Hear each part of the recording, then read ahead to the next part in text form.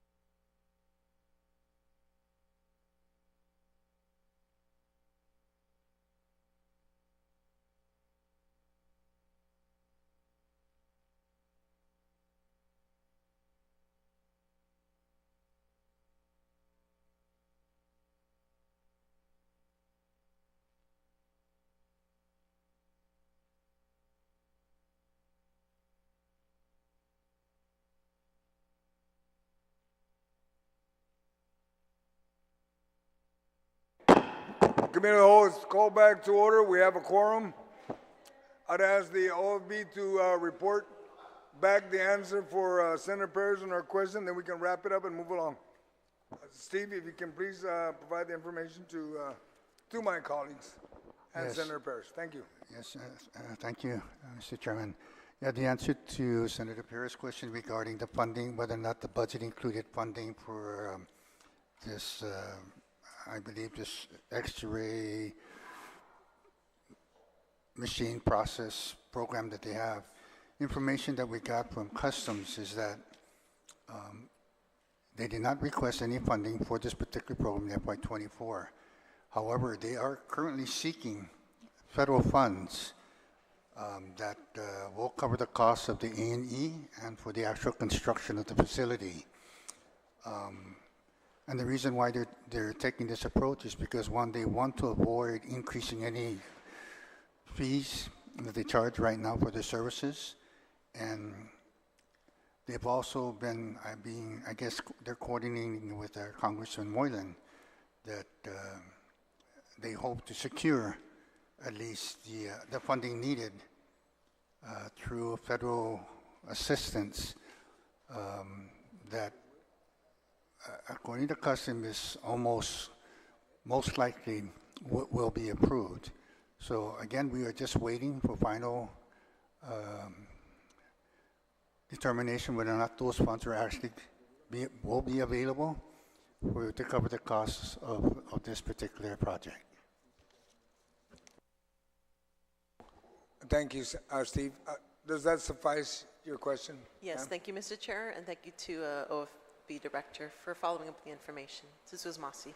Thank you. There being no other hands earlier for comments for this Customs and Quarantine, we'll go ahead and close page Customs and Quarantine, page 83 and correction 82 and 83. Close at this point. We are now at Department of Chamorro Affairs. Are there any questions, comments? Because there are no amendments.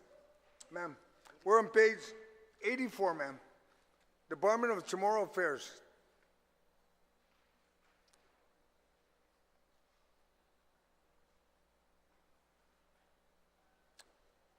Ma'am, you have for comments, please? Chamorro Affairs.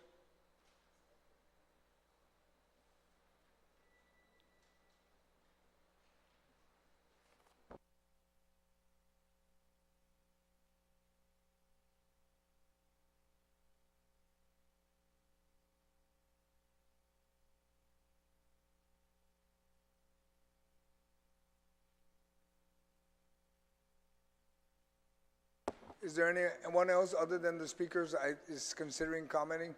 Anyone else like to comment?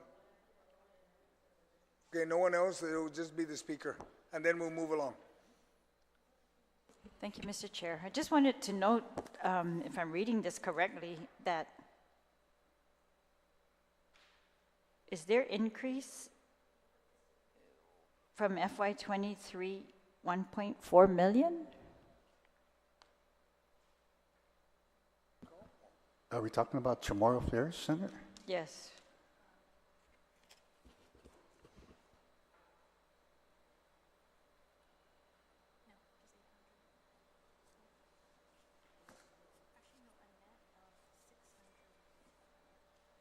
Senator, the appropriation basically for Chamorro Affairs is only totals, the net is $604,274. Okay. Oh, because it was 1.4 additional from the general fund, but then they removed the museum fund. And can you just explain that?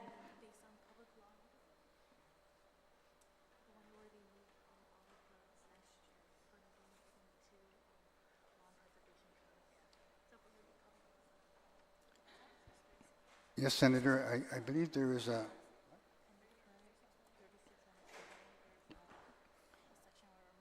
I believe in the current budget, 36-107, there's a provision in the law that basically removes the funding from, I believe, from Guam Museum to the Guam Preservation Trust. And that's why you see the variance.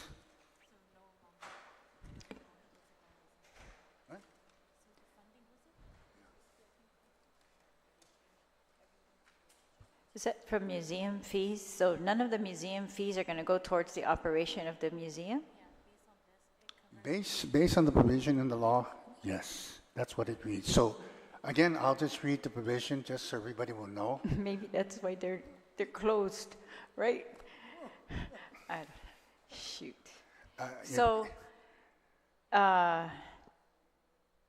there's no museum fees being allocated to museum operations, it looks like? Or at least to the Department of Chamorro Affairs, who oversees the museum.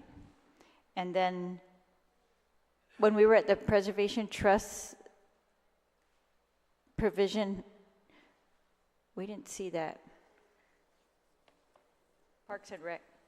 Well, the Guam Museum, Senator, used to get a portion of their funding from the Guam Preservation Trust Fund, from the building permit fees. But now it goes 100% to the Guam Preservation Trust Fund. And that is the provision that's in the current Budget Act. So there's no museum fund? Is that from, but that's not from museum fees. What about the museum fees? That's from the building permit fees. Are there any museum fees? Right now, the way we're reading the law, I'm not too sure if the museum fee is part of the funds going to the Guam Preservation Trust. We can find that out. But It shouldn't be. That was all building permit fees. You're correct. And that's why I want to make sure before I answer your question, if that's right. Okay, and then the 604,000 increase then for this department compared to 1.6 for GPD. What is the 604,000 for? That's for GPP pay raises? Yes, Senator. The net amount increase is to cover 22% of the GPP, which is around 230,000. We also got contractual service in the amount of 320,000, which is, close to, which represents the 600,000 increase. What's the 320 contractual? For janitorial services, ground maintenance, and increase in utilities. Is that for the museum? Or is that for Chamorro Village, or what? This is for the museum, and I believe also for the Chamorro Affairs, I think the market. Well, the Department of Chamorro Affairs, my understanding is they are housed in the museum, right? Or do they have a lease? So they should be paying lease for the storage of the museum. I don't know who's paying the museum if it's not in this budget. But, like, they have a storage of artifacts. They have a storage of human remains. And then their offices, I think, are in the museum. And then they run the Chamorro Village. My understanding, Senator, is they're sharing the operation, and I believe the cost is coming from one fund source. From what? Sorry? It's coming from one single appropriation. Oh. This appropriation. And their funding source right now is the general fund. Now. Yes. Yes. In 24. Okay. And so the increase, half of it was for GPP, the raises, and half of it is for contractual increases. Yeah, I'm sorry, we didn't have a budget hearing on this, so I'm just not clear the details. But maybe later, if you could just show me the contractual increases, what those are for. Thank you. Absolutely. Thank you. I'm looking for hands to comment. There being none, Senator Perez. Yeah, I just want to tag on some of the questioning for the museum because I understand that there's some repairs that need to be done. Does that contractual work include that?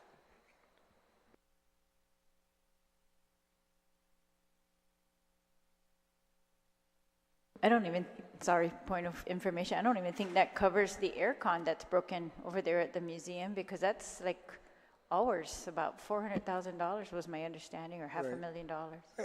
I think a lot of things with the museum is because they gave them to the Preservation Trust, I think I'd be concerned about what the Preservation Trust is going to do and how they're going to run to make sure the museum opens up. That's what I'd be really worried about, because if we used to fund it from the Chamorro Affairs, how they're going to fund it is beyond us. Yes, Senator, to your question, your inquiry, we actually funded the department up to the level they requested. They did indicate several, maybe about 15 different items under contractual alone, but again, because of the flexibility we give them in the lump sum, hopefully it will allow them to utilize these funds to cover the costs as they go through the fiscal year. Does that, okay, that answers it pretty much? So does a contractual item part of the budget, it doesn't include No, it doesn't include the museum. repairs of the facility? Not specifically in their requests, but there is, like I said, maybe around 15 different contractual items they have under contractual. And again, contractual that we gave them is a lump sum, which, they have the flexibility to do that. They didn't request for it in the 24 budget. Okay. So are you aware that they're seeking federal funding to fill the gaps? This particular one, I don't know, but I can definitely find out from the agency whether or not that is their intent. Okay. All right. Thank you. Thank you, Mr. Chair. Thank you. There being no other comments, page 84, Department of Home Affairs is now closed. We are now in the Department of Military Affairs, which is DMA, which is basically the National Guard, the civilian side, page 85. There are no amendments, and I see no hands for comments. There being none, page 85 is now closed. We're now on page 86, Guam Council on the Arts and Humanities Agency, CAH. There are no amendments. Do I see any hands for comments? I'm looking across. I see no hands for comments. Page 86 is now closed. We are now in the Guam Fire Department. We do have an amendment proffered by Senator Will Parkinson. Senator Parkinson, you are on page 87. If you could please read your amendment, and then we can move forward from there. Thank you.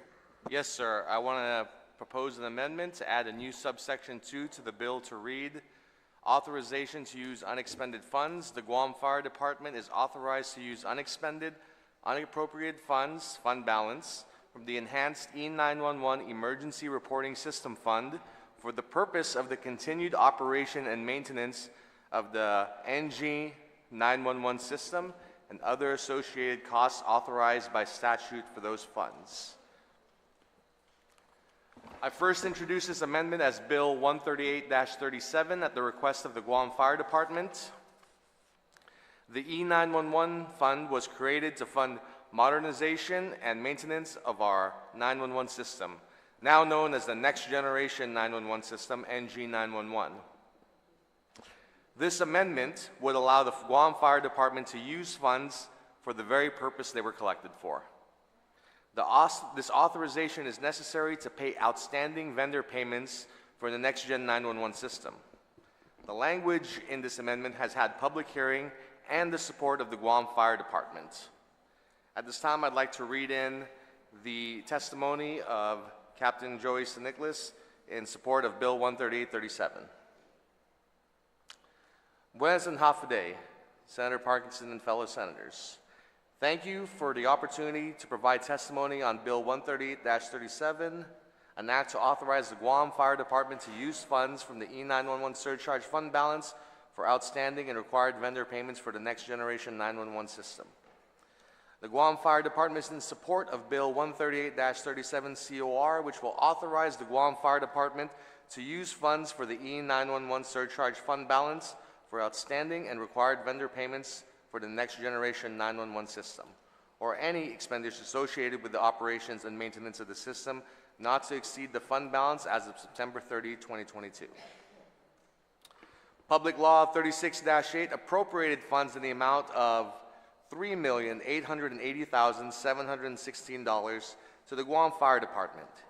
These were funds that were restored back to the Enhanced 911 Emergency Reporting System Fund that were inappropriately taken from the fund by previous administrations and restored by Governor Lulian Guerrero. GFD needed these funds to cover costs for the agreement between the Guam Fire Department and AT&T for the design, installation, operation, and maintenance of a next-generation 911 system and integrated computer-aided dispatch system. The contract agreement is for a total of 3 years with the following breakdown. First year, deployment, design, installation, and operation, $2,982,147.30. Second year, maintenance and operation of the system, $1,190,459.57. Third year, maintenance and operations of the system, $1,191,992.98, for a grand total of $5,364,599.85. Based on the above, the amount appropriated in Public Law 36-8, $3,880,716 will cover the costs of the first year of the contract and partially for the second year of the contract, which we are in at the present time.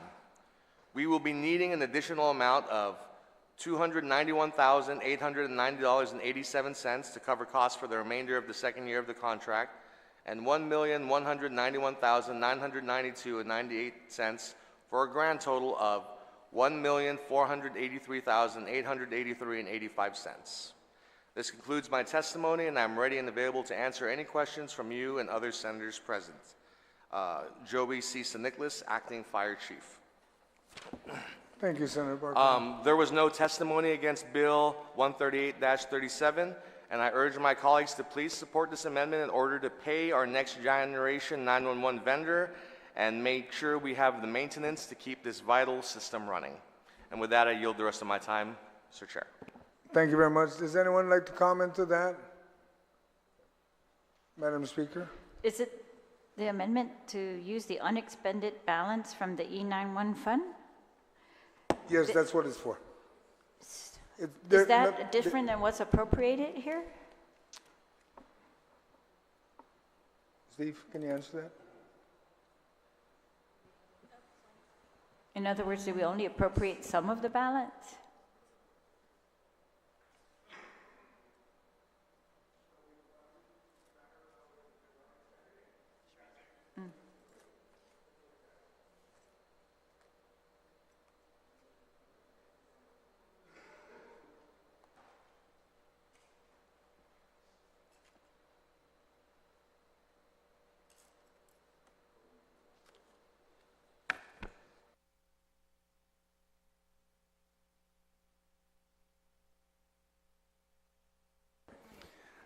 All right, Steve will now answer that question.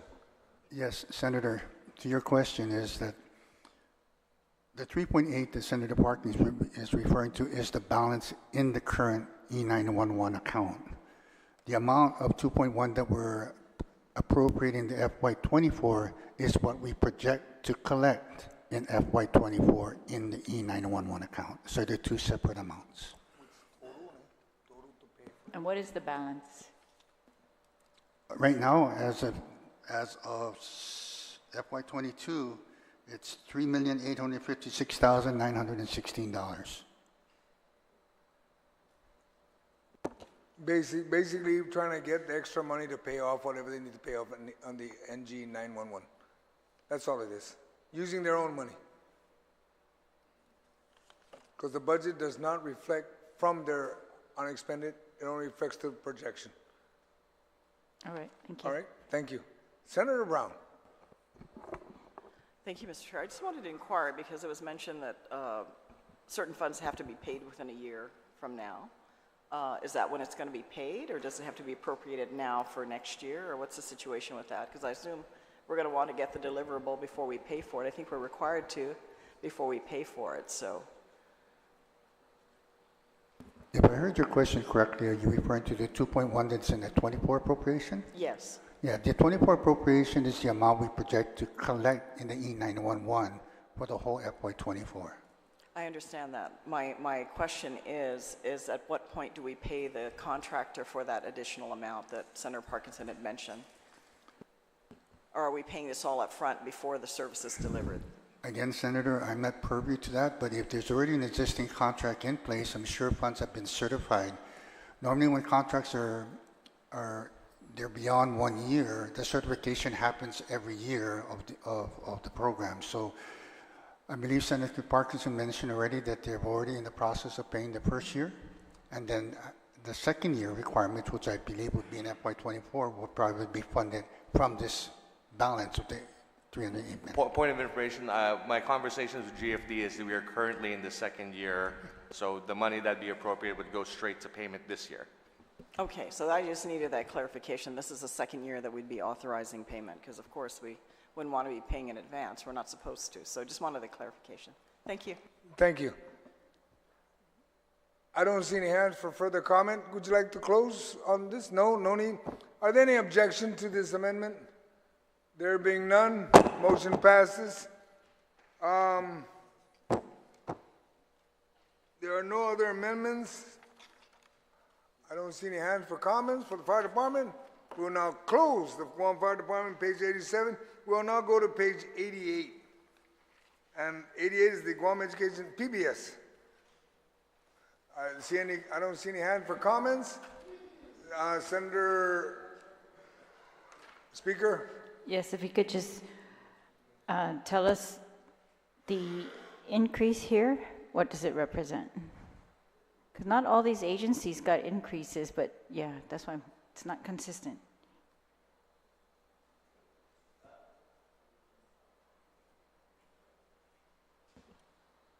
Yes, the total increase over FY23 level is approximately 129,350.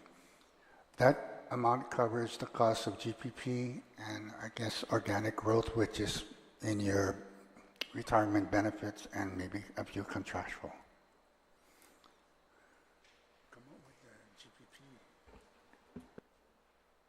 All right, thank you. This one as well did not have a public hearing on its budget, so it's just hard to get the details. Thank you, Mr. Chair. Thank you. Vice Speaker? And you'll be followed by Senator Fisher. Vice Speaker, you wanted to make comments? Yes, Mr. Chair, I just want to say that this funding source, that increase being literally just for organic growth, PBS Guam has literally been around for many, many decades, I think almost 60, 70 years, and I just want to say with all their hard work and their innovation, and you know that they've converted to modernize and continuing the programs that we've had ever since you and I were literally young children at heart. But I just want to say I want to thank the team, I Magaʹhågan and her team for doing an excellent job. They literally continue to get the public broadcasting system out there to the community, their local programming that they've been able to work closely with, working with Paul Suba, and that the new news information that goes out to the community, but more importantly, that their efforts to literally work with fundraising efforts to help suffice or subsidize what they need to run the corporation with both the mission mandate from the federal component to the government side. As you know, this is semi-quasi government and NPO stuff. So I just want to say thank you to them for all their hard work and their continued programming to our children and of course to our community. They've really grown, they've changed, they've really modernized, and there's so much more that they can do for the community with the very, very little resources, if nothing at all, from the government. So I just want to say thank you as Oversight Chair of that. Thank you, Madam Vice. Senator Fisher, you had your hand up. You wanted to comment on the PBS?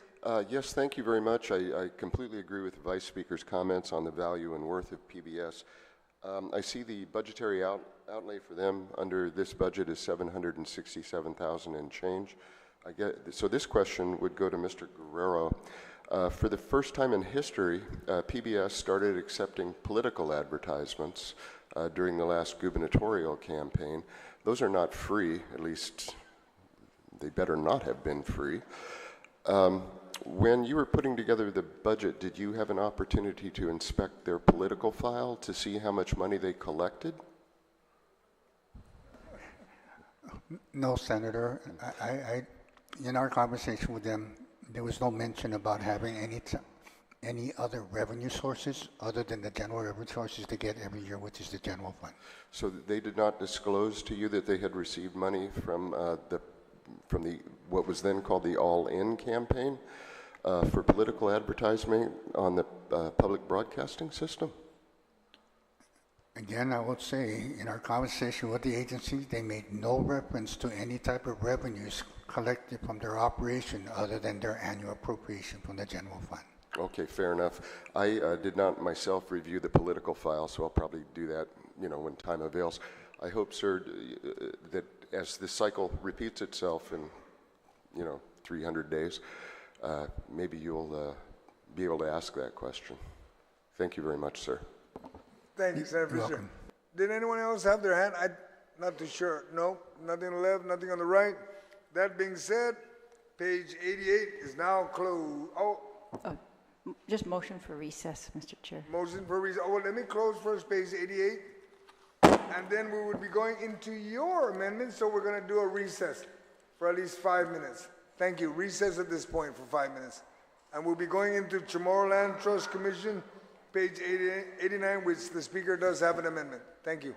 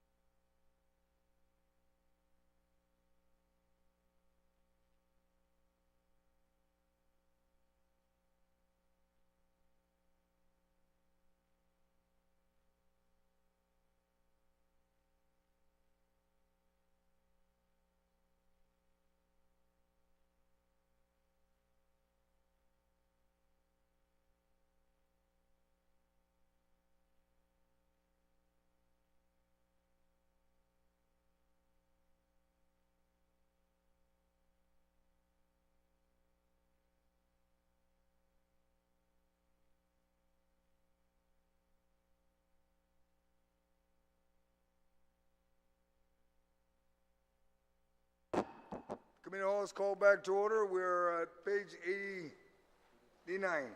Chamorro Land Trust Commission, and the only amendment that we'll entertain is from Madam Speaker. You have an amendment, ma'am. If you could please read your amendment. Thank you, Mr. Chair. This is an amendment that the funds appropriated in FY23 and prior fiscal years will continue for the Chamorro Land Trust Commission. That's it. If you can please just read it out. Oh, so sorry. Everyone will know. Add a new 2 to subsection CC to Chapter 5 of the bill to read 2. All funds appropriated for fiscal year 2023 and prior fiscal years to the Chamorro Land Trust Commission that were not expended or allotted in fiscal year 2023 shall not lapse and shall be available till fully expended.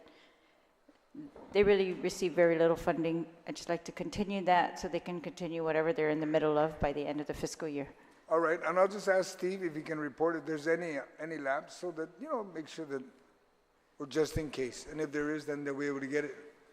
Steve, if you can please report out if there's any on the Chamorro Land Trust. Thank you, Senator. The total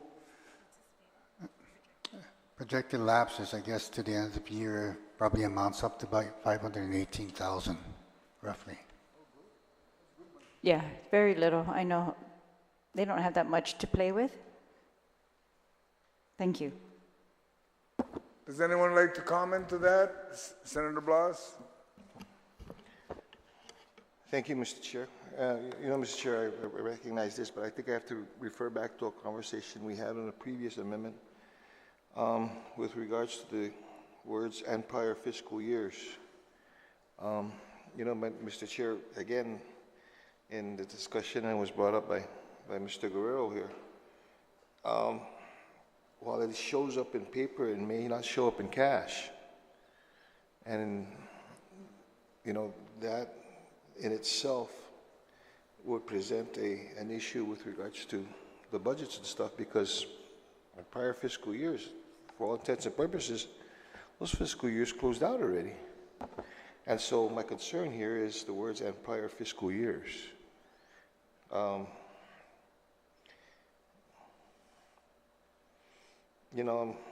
be comfortable with this amendment if that wording was removed from this.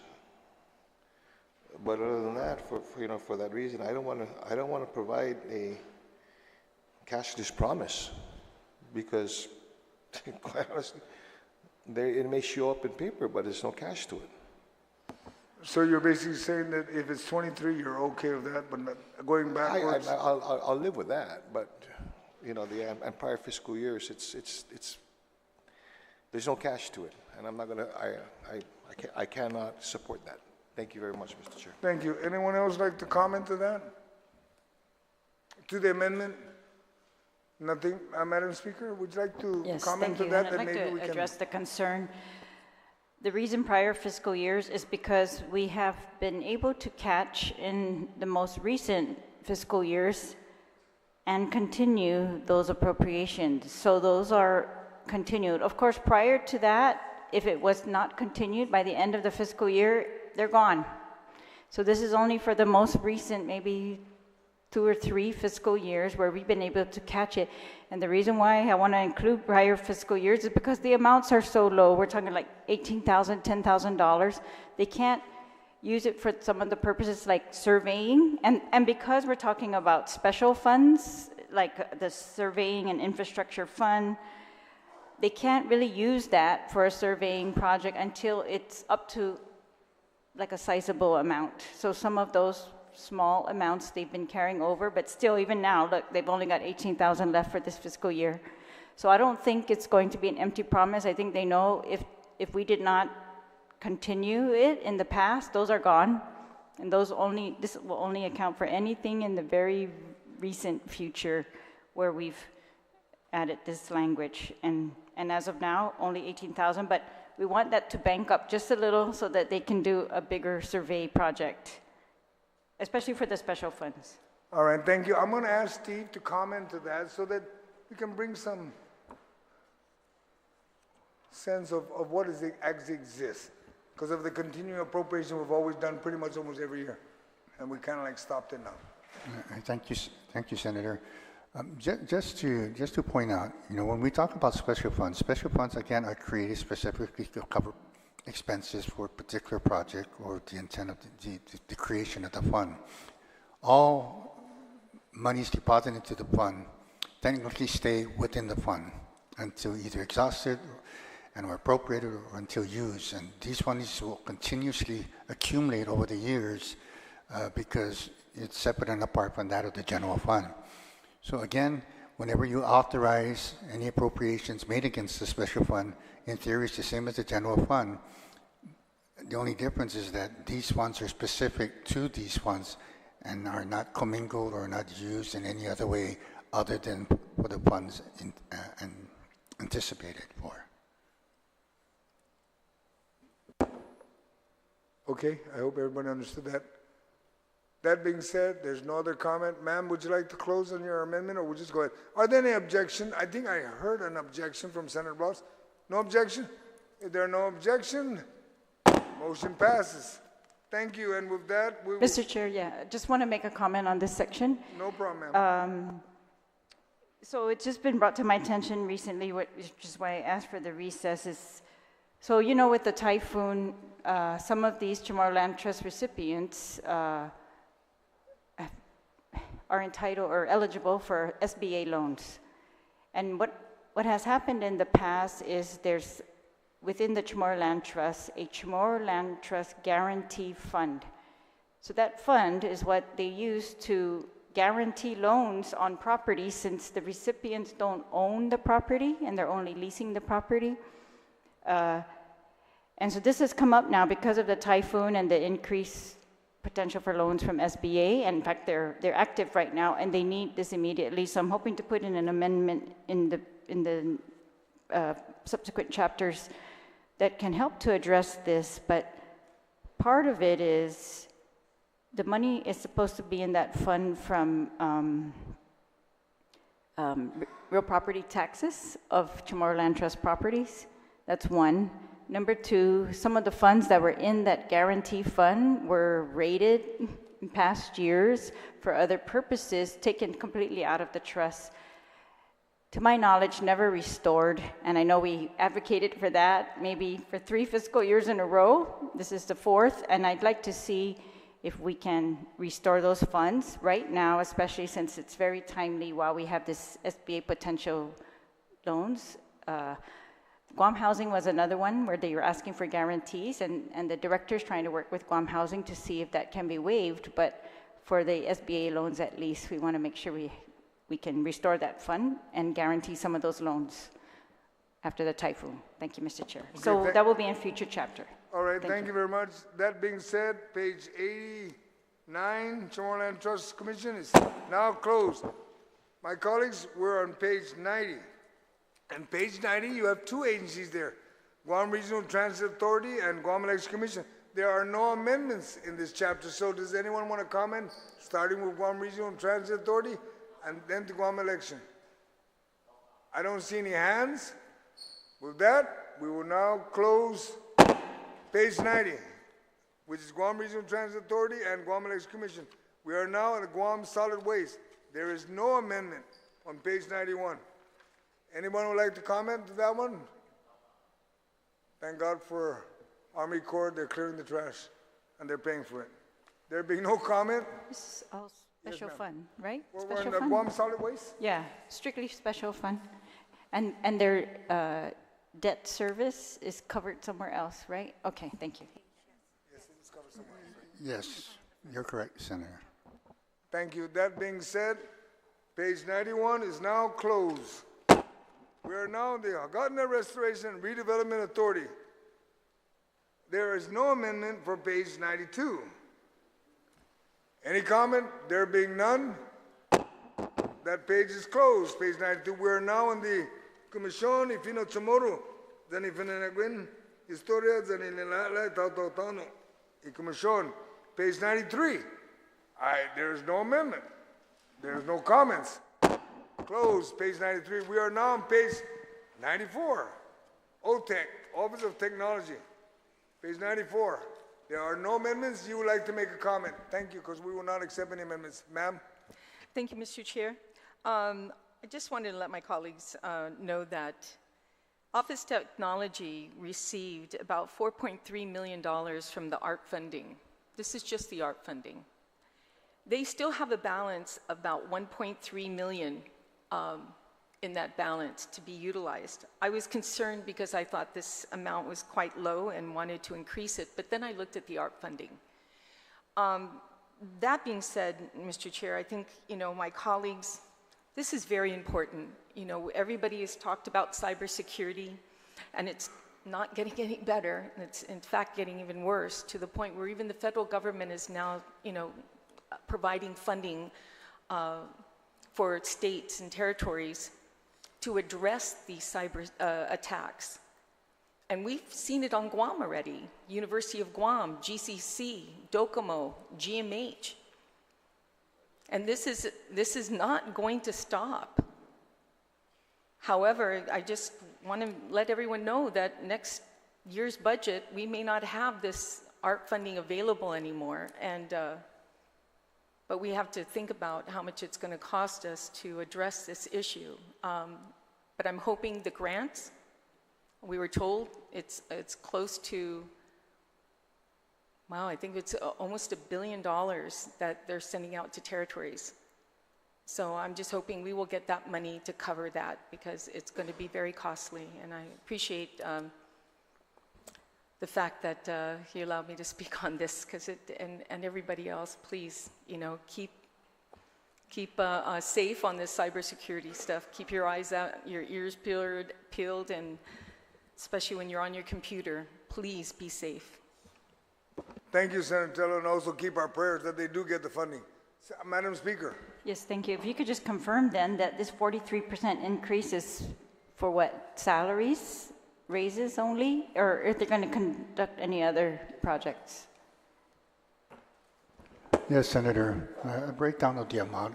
Roughly, we got $230,000 for the GPP. You got $300,000 for the data center hardware. You also have data center hardware maintenance and support, software applications, maintenance support, and technology planning and management. Then you have $600,000 for email maintenance and support of FMIS.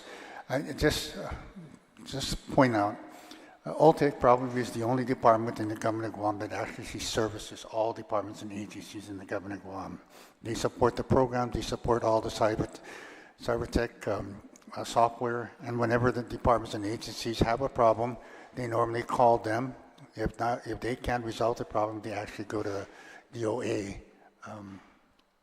for help. But OTEC basically is, and the other thing is, any computer, any software that's being operated within GovGuam is supposed to get the okay from OTEC to make sure it's compatible with the system. So I believe personally, this is a very important agency, and it services all GovGuam agencies. The reason I was asking is because for the Department of Land Management, prior to the establishment of OTEC, Hi, Donna. we, the public, had access to real property lots. We were able to research that on our own, online, and they said at the time when the access was revoked, it's because it belonged to a private contractor who had been contracted with revenue tax or land management. And now land management is very restricted from its own access and through OTEC, and so are we, the public. So I was just hoping that they were working on that project to extend this. We've been talking about this for years, and I just wanted to know if that specifically was funded in here. It didn't seem like it was a funding problem, but maybe just a, I'm not sure, because they changed. I remember writing letters for grants for DLM to get technical assistance and hardware and software from grants, and they said that that might help them to give access to the public. And then they almost always say it's got to do with OTEC. That's where the issue lies. But all right, thank you, Mr. Chair. Thank you, Madam Speaker. Senator Barnett, I saw your hand up. Thank you, Mr. Chair.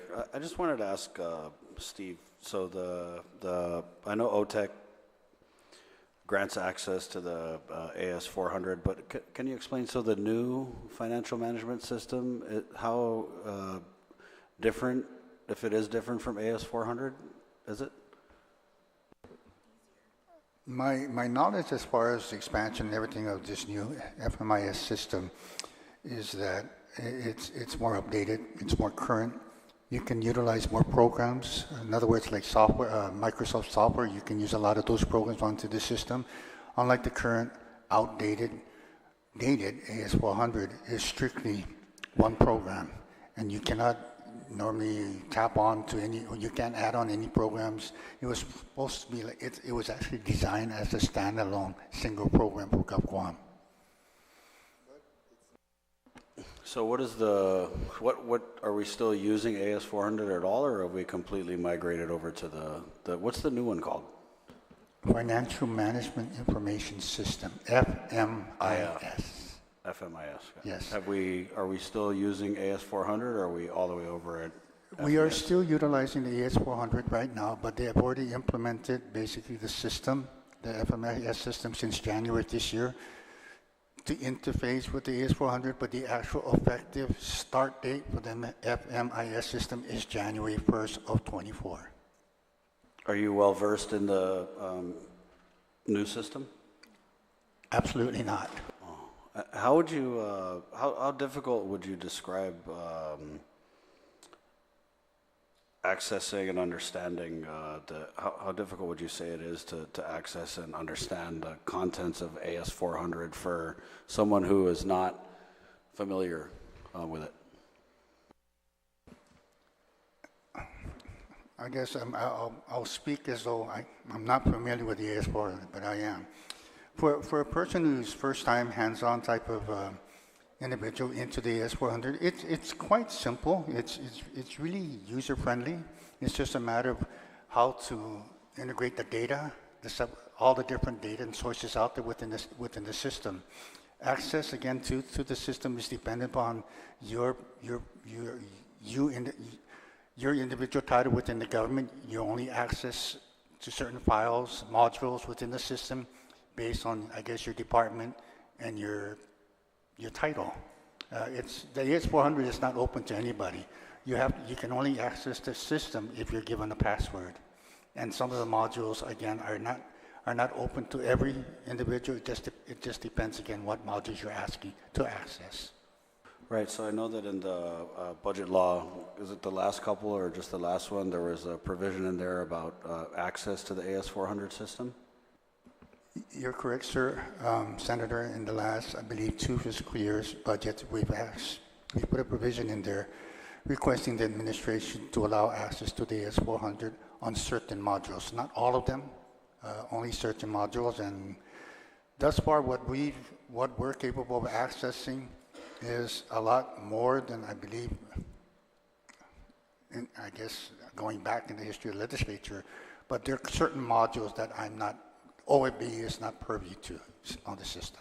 So is it if you could just maybe explain more that provision in the budget law that allows access to the AS400, is that specifically for OFB to access AS400 or for any sitting member of the legislature?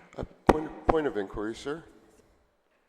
Mr. Chair, if I could direct a question to the senator. Is this a point of information? A point of information, point of inquiry. The question is merely this.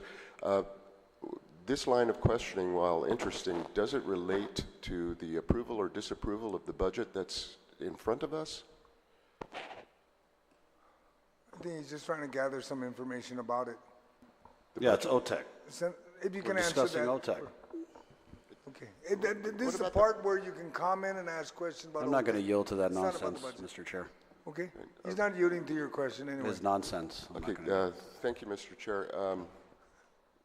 Well, I guess I'm a little at sea at this point. Are we allowed to just... do I have the floor or not, Mr. Chair? Are we allowed to just go far afield from the budget? Senator Fisher, this is the part where already the budget is, he's just asking question about it because there's no amendments for this part. Anyone And it's relative to the Office of Technology. Yeah, and it's in reference to OTEC, so that you can ask questions in reference to them too. Do you have any questions you want to ask, sir? Right. Without limit? Up 5 minutes, Okay. but we'll let Senator Barnett continue, please. Are you sure? Thank you. Sorry. Thank Yes, you. please. Thank you, Mr. Chair. Right on. Steve, so is it your understanding that access is just for AS4 or for OFB or for any of the senators? No, Senator, the provision, which is actually Section 25 of the current Budget Act, allows, or actually, allows the provision that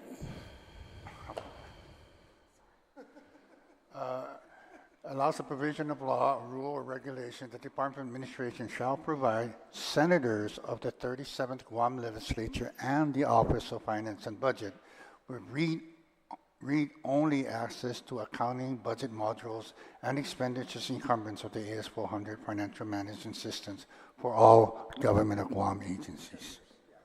Thank you for that, Mr. Guerrero. So are we including the similar provision in this, or is there already one in here, and is it going to change to the new financial management system, or are we still going to use the AS400 verbiage? Senator, the same provision in FY23 is reflected in the FY24 budget. I just wanted to state on the record that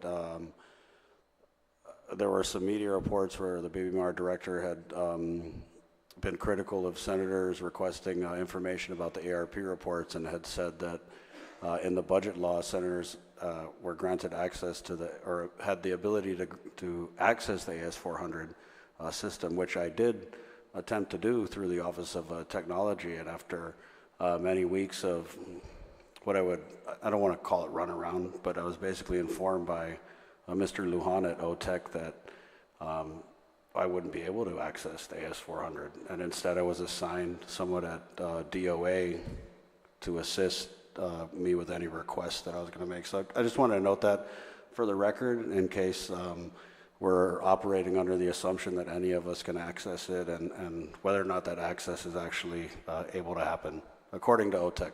Thank you, Mr. Chair. The issue of you getting access, or any of my colleagues here getting access, Right. if you do run into anything, please contact me so I can communicate with them and figure out a way how to get you guys access, because exactly what the OFB director brought up is to be able to read it. There may be some reports that doesn't exist, Right. and then you'll be at least answered. So that Right. you're not, we need to cut the running around. No, and that's what I just wanted to share, that I mean, I understand I never operated an AS400, but I wasn't even given the opportunity to get my foot in the door to attempt it. Basically, Mr. Guåhan had said that it was a misrepresentation that we were allowed to access the AS400, No. and that he wasn't comfortable allowing that access. So I don't know if we need to revisit the section and put more teeth into it, but just as for your information, sir. Yeah, and the only reason why I comment that, Senator Barnett, because in the past, prior to you coming on board, I believe all the senators had access. It was a matter, there's a form you fill in, and it's not for OTEC to say yes or no. It's his job to get it to you. So that's why I say that if any of you colleagues have an issue, please inform me, and OFB and I will work on that to make sure you get access. Thank you, Mr. Chair. And that's why I brought it up in the chapter under Office of Technology. Thank you. Nothing further. All right. Vice Speaker, ma'am. Just Masi, Mr. Chair, and I thank you as the Oversight Chair on OTEC, and realizing what OTEC has literally been created for when the good senator from I Magaʹhågan had this vision to create the OTEC for the government of Guam, and after not even being on for a decade, what it's been able to do. I want to share with you, Mr. Chair, that at the request of OTEC wanting a $5 million budget and being only given $3 million, I know that they're literally working really hard to ascertain any kind of resource out there in federal grants, and we've been working closely together, and I'm still committed to seeing how we can get forward. But I must agree with our OFB director in the statement that OTEC literally is, and we've created that as an August body to make them the conduit, the the main ingredient to work with the government of Guam. They've been literally able to work on a lot of the, I want to say the attacks that were, the infiltrating that's been trying to go on, and the work that they've put together and the team that they've had.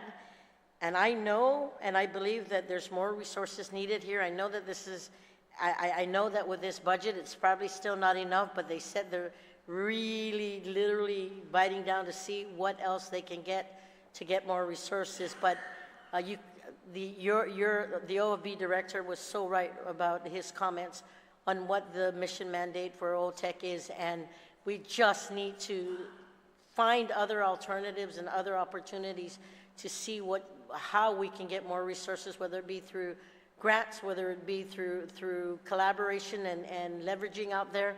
We're working on it closely together. I had the opportunity to speak to Mr. Guåhan last night very briefly, and I told him that I'm committed to working on plans that they have to get more resources into them, because they did come. I know they didn't have the public hearing. They did come to our office asking the need and the reason, the delineation of why they needed more, and I'm committed to following that through. But, you know, we've gone through a lot of trying times. We're trying to recover, and they're doing all the best that they can, even considering what has happened in the proposed attacks that you would say, for GCC, UOG, DOCOMO, GMH, and maybe some others, that this agency is really, really critical. And I want to thank Frank Guåhan and his team for at least doing their very best with the limited resources that they have. So thank you, Mr. Chair, for allowing me to at least bring that up to the forefront. Thank you, Madam Vice. Does anyone else want to make a comment? If not, Steve Gray would like to make a final comment. Yes, I just also want to add in, going back to Senator Barnett's inquiry about accessing the S-400. You know, we were called by OTEC, and one of, I believe, concerns about the OTEC is the accessibility of this system to individuals. And they're concerned about is they want to make sure that the people that are accessing these modules are people that are familiar with the program and know how to access it and use the information correctly. Because a lot of the information, you know, is kind of like, you know, very, I won't say critical or just top secret stuff. But if you don't use the information wisely, it could cause a lot of disconcerts. And whatever you extract out of the system, you got to be able to know how to read these forms, know how to migrate through the modules, because, you know, one module will say this, another one module will say that, but if you don't know how to kind of like read both of them, you might come out with different results, which will be even more confusing in the end. So I told Mr. Frank Guåhan, I said, OFB is willing to at least provide some sort of training to the staff of the senators, if they so wish, to avail themselves to this training. And you know, that's how I kind of like told Mr. Guåhan that this is how we can share basically the information that the system does provide, and making sure that the information being obtained from the system is used in the right way. That's all. All right, thank you. That being said, Senator Fisher, you wanted to give a comment? Okay, you're last. Yes, sir. It's just a comment on what Mr. Guerrero just said. You know, I don't want a bunch of yahoos with access to this system. I say, you know, keep it as tight as possible. Otherwise, you know, passwords and stuff are just going to creep out into the community and so forth. Please keep those gates closed. That's my comment. Thank you. And thank you. That being said, the page 94, OTEC, Office of Technology, is now closed. We will now move to page 95, Bureau of Women's Affairs, and we have one amendment, and that's with Senator Tello. If you could please read your amendment, please, so that... Thank you, Mr. Chair. So everybody can look at their amendment. Sure. Thank you. Mr. Chair, this is on lines 2 and 8, page 95. It's an amendment for the Bureau of Women's Affairs, appropriation of 189,444, 488, sorry, 189,488, okay? And that is stricken out back to what we appropriated in FY23 to 98,990 is appropriated from the general fund to the Bureau of Women's Affairs for the operation of the fiscal year 2024. Mr. Chair, you know, it's not raining federal funds, and the worst thing that we can do right now is subsidize what federal funds have been paying for all this time. I mean, we were going to start opening Pandora's box here. If we start paying for what federal funds have been paying for all this time. Now, I did talk to OFB and asked OFB, of this 189,488, what is it paying for? And they said, well, the director's salary, which I believe it could be about 98,999, that's including benefits and everything including, right? And the remaining amount is to cover one person in her office. Now, I don't know if anyone knows, but I was the director of Women's Bureau. And I tried desperately to merge the Women's Bureau with Federal Outreach Program. The reason why I did that was because I found a way that I can actually be housed somewhere and it's paid for by federal funds. And secondly, we could have staff. So it never happened, though. Unfortunately, it didn't. This time around, Jane Flores made it happen. She actually merged the two together because these federal funds dealt with women. I mean, that was my argument back then. And it assisted them. Violence against women was one of the biggest grants that were given. So I looked at the staffing pattern of the Women's Bureau, and it has her, and then I looked at the federal outreach programs, and it has almost 4 individuals. 2 of them are housed as, they are employed, and their salaries are paid by the federal funds from the grants. Another employee is paid for by federal funds again, ARP funding. And another one is paid for another grant from DOL. Now, the DOL grant will expire September 13th. And of course, the Bureau of Women's Affairs was received by ARP funding $129,784. They have a balance of $34,000. Now, if you look at the ARP report, you'll see that this money was used for salaries, benefits, contracts, which I'm curious, what does contracts mean? Unfortunately, it's not too clear when these reports come out exactly what it was spent for. But it says contracts, $41,000, supplies, etc. down the line, miscellaneous $24,000. So what I don't want this body to put themselves in a predicament is that whenever federal funds end, they expect the local general fund to cover it when it ends. And we just can't afford to do that. Do you know how many federal, how many employees their salaries are paid for by federal funds? I mean, you could go to public health alone. Many of them who are employed at public health their salaries come from federal funds. What happens when that ends? The general fund has to pick that up. Granted, the federal outreach program, which I'm so happy that Jane was able to get the two together, provides a lot of federal funds, a lot of grants and grant opportunities in which she actually, with her staff, was able to avail themselves and award many nonprofit organizations, So nothing is going to stop that with this amendment, nothing at all. It still provides her the salary, $98,000 is what we appropriated here. It still provides her with that. And federal outreach program is alive and well and doing well.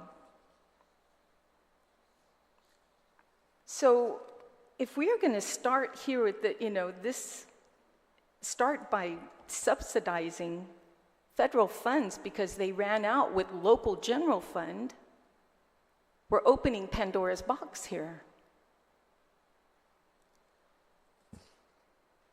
I still would like to know, too, what the salaries on contracts for 41,000 is, but right now, in their account under ARP funding, they have a balance of 34,000.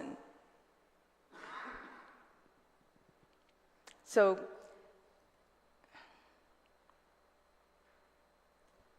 Mr. Chair and my colleagues, there are about, 1,000 individuals, FTAs, that were funded by federal funds, and that money is running out. What are we going to do then? We're going to fund it with local funding? They'll be knocking on our doors. They'll say, hey, you did it for the Women's Bureau, what about me? This doesn't stop any of those grants that are out there that has been given to these nonprofit organizations for years. It doesn't stop it. In fact, if you think about it, all these years that the Women's Bureau has been in play, we've come a long way, baby. And we're going to stick around and keep fighting. But if you look at our situation today, we've done more than come a long way. We have broken that glass ceiling. You're finding more and more women in higher positions, more and more women making more money, and more men wanting to stay home while the woman goes out to work. So the job is about grants that are giving out to continue with these great programs that have been distributed for years and will continue. But we have to be cautious about, again, not using local funds for federal funds programs. We just don't have the cash to do that right now, my colleagues. DOE is hurting. Public health is still hurting and needing money. We need a hospital. We haven't even gotten to that yet. So I ask my colleagues, please, my time is almost up. And if you have any questions, I just spent this afternoon speaking with Jane Flores for 45 minutes on the phone, just to let her know that this, first, by the way, just to be transparent, in the conversation, she thought she was getting more money because she wanted to fund programs from her office. And I said, Jane, no, the amount is 189. And according to OFB, it's to fund one person in your office. But when Chilang Morrison ran the federal outreach program, there was four people in there, and she made it happen. So I'm pretty sure Jane Flores, who holds the hat as the director of federal outreach program and holds the hat as the director of Women's Bureau, definitely has the resources to keep those grants going. And let's put this money somewhere else. Somewhere else that's, okay, my time is up. It's more important. Okay. Thank you, Senator Tello. I'm looking at anyone else like to comment to the amendment. I'm looking for hands. None on my right, none on my left. Senator Fisher. Thank you very much, and I appreciate Senator's well-said approach to the progress of human rights on this island and globally. And as we all know, it was Secretary Hillary Clinton who said at a United Nations conference in Beijing in 1993 that women's rights are human rights. So standing up for women's rights is by no means a function of working for one sex over another. It's raising all of us up.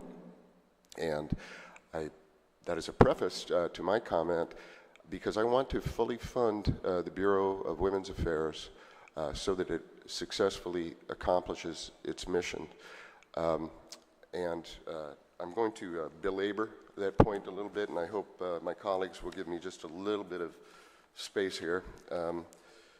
Through, I guess, the Federal Outreach Program and the Bureau of Women's Affairs, I've got statistics for 2021. They were able to give the Archdiocese of Agaña $43,000 and change, Catholic Social Services $29,000 and change. This was for categories related to sexual assault and other issues of violence that women are particularly susceptible to. Erica's House received $33,402. The Guam Coalition Against Sexual Assault, $20,335. The Guam Police Department received $112,876 from the Federal Outreach Program through the Bureau of Women's Affairs. Okay, well, through the Federal Outreach Program, which is now part of, based on emerging, is, and then I'm sure you'll comment,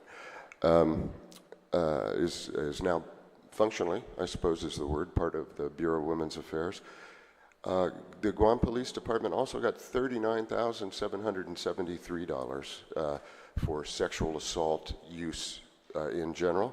The Judiciary of Guam received $21,000 and another grant of $8,565 for use in the prosecution and the pursuit of justice in sexual assault cases. The Office of the Attorney General received $112,876 just for use in issues that generally affect women, and they also got an additional $40,000 for sexual assault.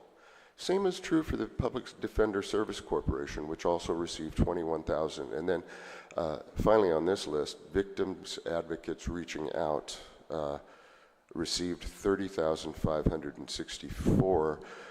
The total there is $519,010.42. So if we look at this issue from just a return on investment, my calculator says that for every dollar, this is not a perfect analogy because we're talking about 2021 versus what we're hoping to give them for 2024. I understand that. But just as a return on investment, for each dollar we invest in the Bureau of Women's Affairs, we get $2 and roughly 7 cents back. That is a pretty good return on investment. And I think that we should continue to fund at the pre-amendment level that my friend is suggesting. I guess I see that I'm running out of time, but I just, I hate to pull this out of my sea bag, but I used to prosecute and defend allegations of rape and sexual assault. And I can tell you, and involving children, and these are some of the most difficult cases to prosecute. You can imagine it's emotionally difficult for the prosecutor and the defense counsel. Too bad for them, right? But it's these are very, very difficult cases, and they're very, very difficult cases on the victims, and they require a level of expertise that your average prosecutor just does not have, and your average policeman just does not have.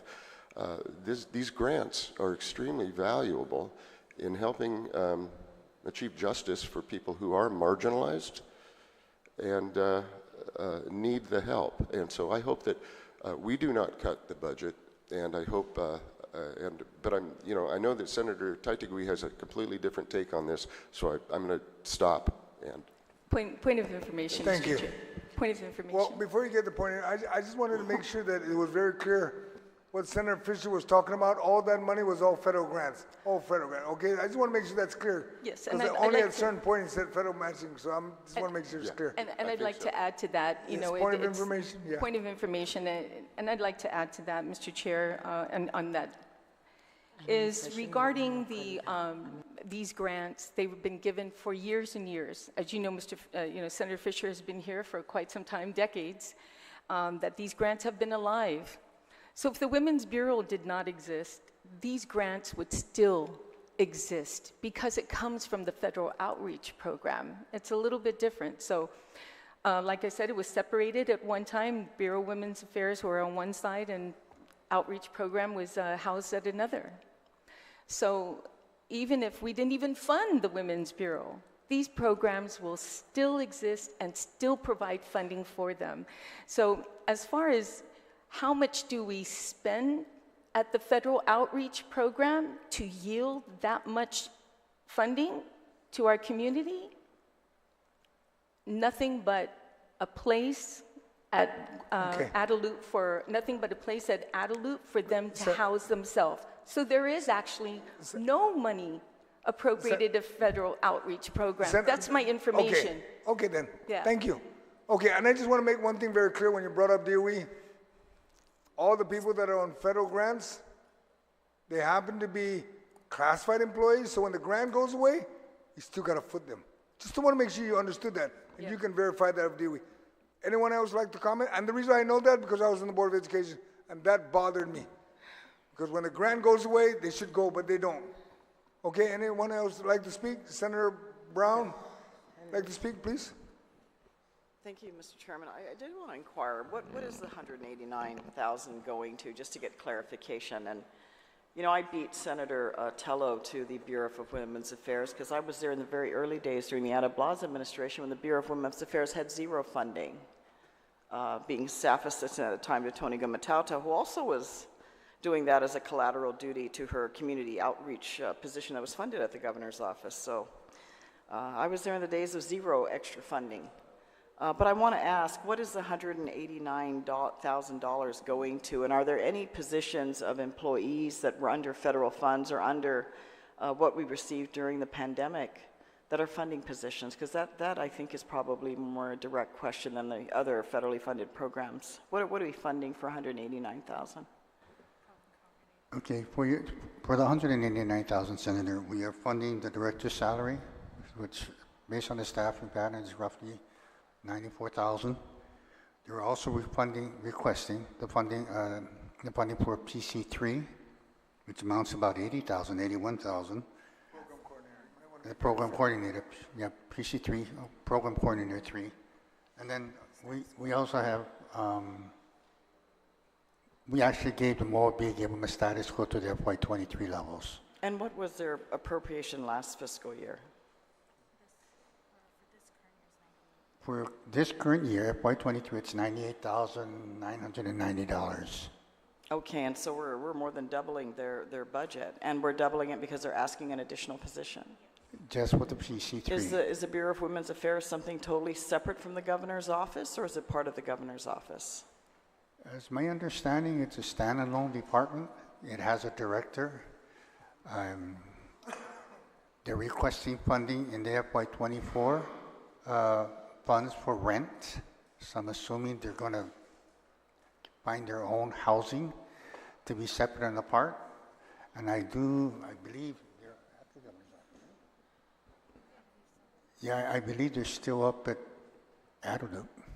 Yes. Where historically the position has been, I guess, for quite some time. I know for a brief time when Senator Tello was there, I believe you were at Department of Labor office space, if I'm correct. I just want to get that clarified because that's really the issue. I mean, certainly, I think it's important to ensure that all these federal programs continue to be funded. But I want to clarify: are these programs that are being pursued by the Department or by the Division of Women's Bureau, or is it the federal programs Who's the one who's executing these grants? If their grants are related, anything to having to do with women's affairs, the Bureau of Women's Affairs, I would think that Mrs. Flores has some partake in them. Other than that, the federal grants are normally pursued by departments and agencies, maybe with the assistance of the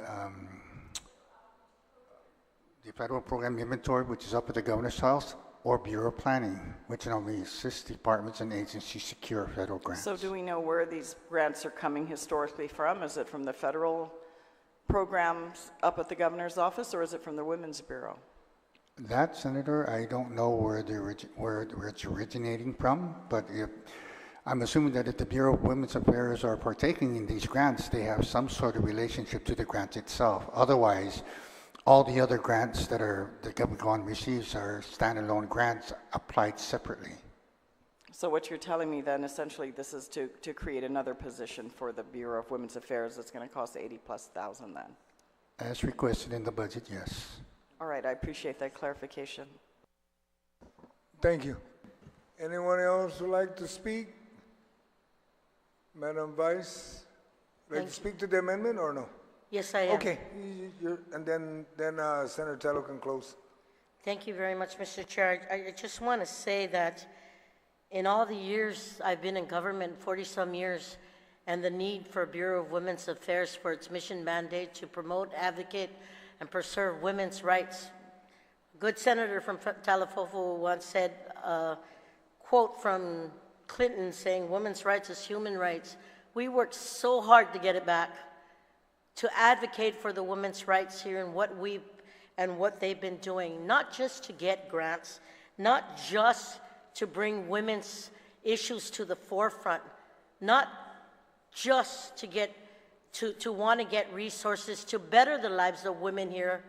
We had a request from the original budget of Women's Bureau's Affairs, and she was bold to ask for $251,252. And in our budget substitution, it went down to $189,488. And yes, it was maybe to look for funding. But when you look at the mandates of what it's needed, each grant out there has a specific mission mandate. But you can get other opportunities like another agency and try and bridge and try and leverage and try to look at getting additional resources from other grants, because you have an existing mission mandate and standing up women's issues, which literally brings a greater return of investment. Yes, during the Republican administrations, we had it. Then they took the Bureau of Women's Affairs away from the government, and then we brought it back because we needed to show what we can do to advocate for women. And we're going to take it away again? Build it and they will come. Look at the grants that the good senator from Talafofo was working on. We just, based on taking away, giving them $189,000 instead of $251, it's not succeeding on the high school education program. That if any female who goes to high school and wants to get a GED will get an extra stipend to help them integrate into the workplace. Bringing women up to the forefront. For so many decades, the women was way, way behind. What are we continuing to do here, Mr. Chair? I just want you to know that because we were finally able to bring the Bureau of Women's Affairs back and bring a director who literally understands how to leverage, how to bridge, and how to work the mission mandates with the other grant opportunities up there, we're able to get more. Talk about stop violence, sexual assault, bringing the awareness out to the community, engaging and bringing both men and women together to work together. We're going to cut them off. I'm not in support of this amendment, Mr. Chair, because I want to proudly say I'm a woman, and I know that if we adapt, improvise, and overcome, get creative, step out the box, and see how we can bridge other resources together, that is good for not just the administration, but for the whole island of Guam and for all our women, for all our girls, and all the programs that they bring out for those women who cannot speak for themselves. And this is why I'm not going to support this amendment. I probably won't get the votes, but I want you to know, Mr. Chair, that as a mother, a grandmother, and a great-grandmother, what better way to show the island of Guam that we, as a matrilineal society, will continue to stand up for women's rights, for equal pay, for the eradication of human trafficking, for bringing awareness about women's issues in the workplace. This is why we need a Women of Bureau's Affairs. I know my time is up, Mr. Chair, but thank you for giving me the opportunity. I'm going to object to this amendment. Thank you, Madam Vice. Senator Snickers, you wanted to comment to the amendment? Please. First I want to thank my esteemed colleague over there, Senator Tello, for the nice birthday song this morning. But I have a little difficulty here with, defunding the Bureau of Women Affairs. As a school counselor, I watched as Miss Flores, advocate for women students or girl students. She's been a very calm voice in all of this, and I really do respect her. And she reached out to me to try to to mitigate this thing, and she's been a very calm voice in all of this, and she's been a very wonderful advocate for women, and I support everything she's doing. I saw it firsthand. I see her to be, of great integrity and great honor, and so this is investing in our ladies. This is investing in our women. Why would you want to do something like defund some bureau who's advocating for the rights of our women? I'd pour millions of dollars into this one agency. Why? Because, through time, we've always seen that our women have never been compensated or been treated as fairly as men. And here we have this wonderful agency, this bureau that advocates for equality, for justice. And if there's anything that I've been taught for a couple of years, you seek justice and you seek goodness and you find it and you hail it and you raise it up. And I have some reservations defunding anything that has to do with supporting our women. And therefore, I can't support this amendment. I think we should be all hailing our women and putting them up there and trying to get them, to do great and wonderful things. And I think this helps our island and our women.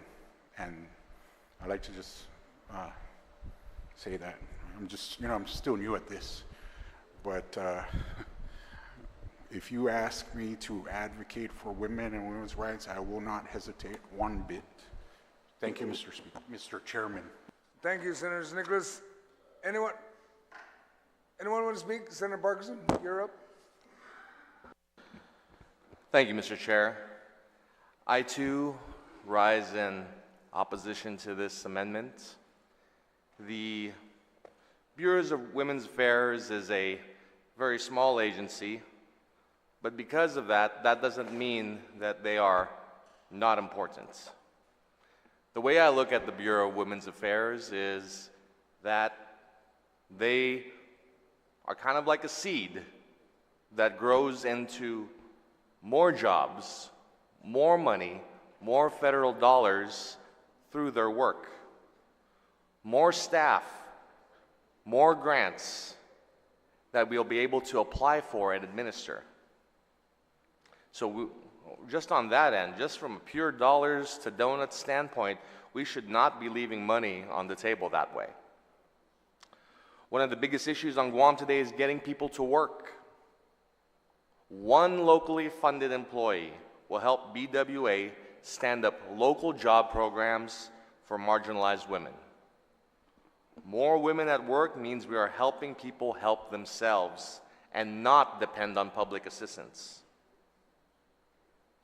This one position this proposal cuts is for a jobs program for women that will bring dividends back to Guam and also numerous families on Guam.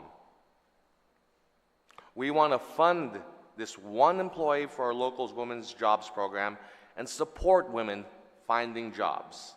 Allow them to support themselves and their families and have a measure of financial independence. We need more of these job programs because there's a shortage of employees applying for work. And the causes for why we're struggling with hiring are manifold. Some people need support in either job training, childcare, transportation, and eliminating the one position that is dedicating to work for that. Well, frankly, that's walking over dollars to save pennies. And for that reason, and really for the good that this organization brings, I cannot support this amendment, and I urge my colleagues not to support with this amendment. And with that, I yield the rest of my time, sir. Thank you very much. I don't see any other hands up for comment. Oh, the two gentlemen here. Okay, we'll begin with the minority leader, followed by Senator Dueñas. Senator Frank Blas. Thank you, Mr. Chair. You know, Mr. Chair, I don't think that there's anybody in this hall that does not want to provide the support that's necessary. However, I just want to take us back. Well, first off, I made my position very clear yesterday when I had asked Mr. Guerrero that based on, as we go down the line here, what were those positions, if they were to fund positions, are there any of those positions that we're trying to transition from a federally or a program funding that came from a federal source to a local source? And, you know, Mr. Chair, whether it was, here it just happens to be, unfortunately, Bureau of Women's Affairs, okay? But we're traditionally, you know, we've got many people on our payroll that have, like you said, you've had some issue, there's an issue with regards to federally funded positions within another agency that are now classified, and guess what? When the money's run out, we're still gonna have to carry them. And do we have the ability to be able to do that? We can use the same arguments in being able to protect human and women's rights to now the education of children. But that's not the point here. The point here is the principle of it. Okay? The point here is the principle of this government has got to stop this habit of going out there and finding a program that can supposed to help the government, the people of Guam, and but by the way, after a certain amount of time, you're going to have to fund it again. You're going to have to fund it on your own.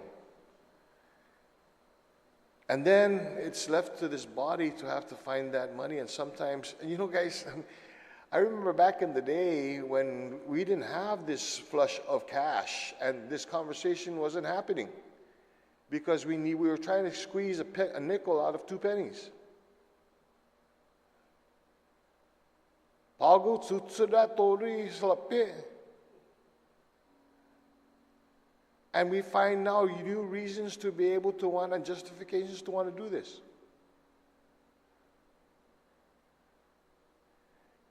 It's the principle of the matter with regard to, are we going to be sincere and true and basically holding the line of government finances? Again, the Pandora's box that's going to be opened as a result of this. There's 1,100 well-deserving employees that, you know, are under limited term or under a federal program that's soon to be expired. And we're going to hear the story of how valuable an asset this individual is. It's not against that. It's whether or not we have the ability to sustain that.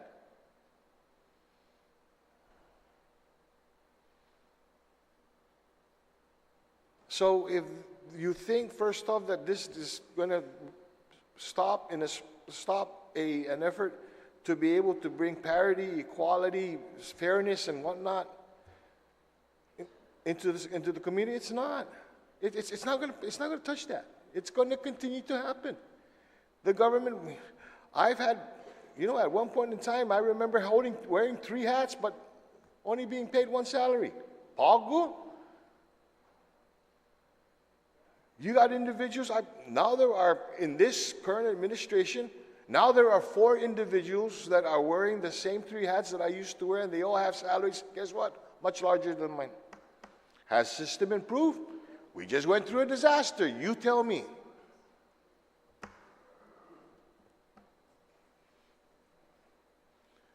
So, for the principle of the matter is not to take away from what they're doing, because it's going to continue to happen.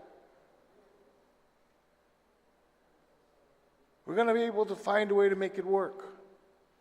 But to think that if we don't fund this, it's going to fall apart, it's not. It's not.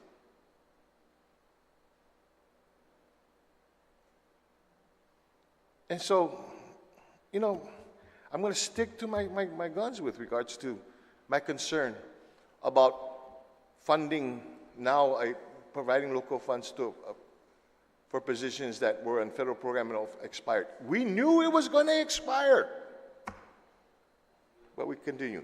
Thank you, Mr. My time's up. Thank you, Mr. Chair.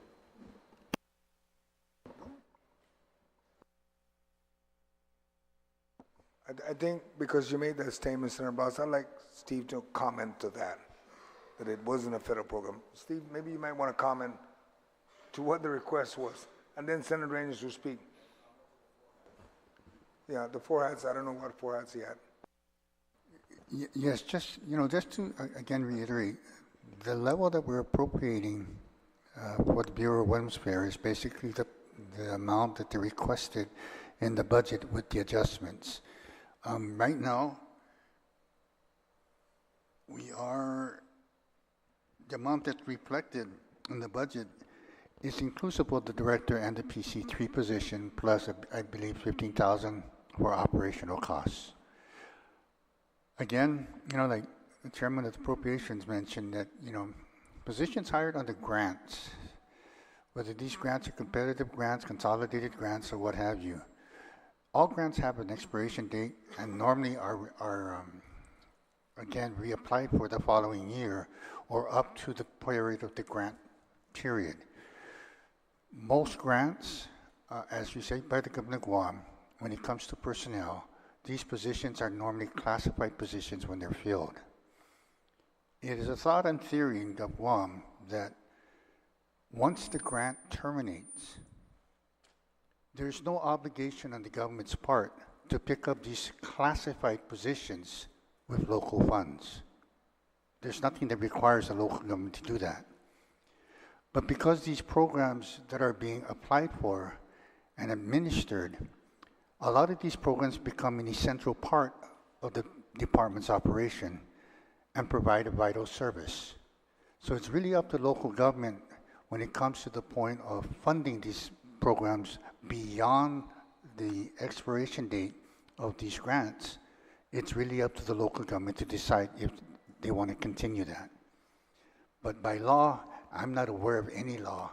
There's nothing that requires the local government to pick up these people, but again, historically, a lot of these people have been continued their employment with the government of Guam simply because local funds or some sort of funds are identified and continue to fund the operation of these programs.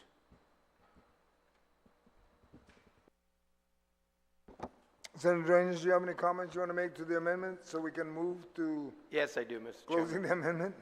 I just want to say that I completely agree with the retiring speaker.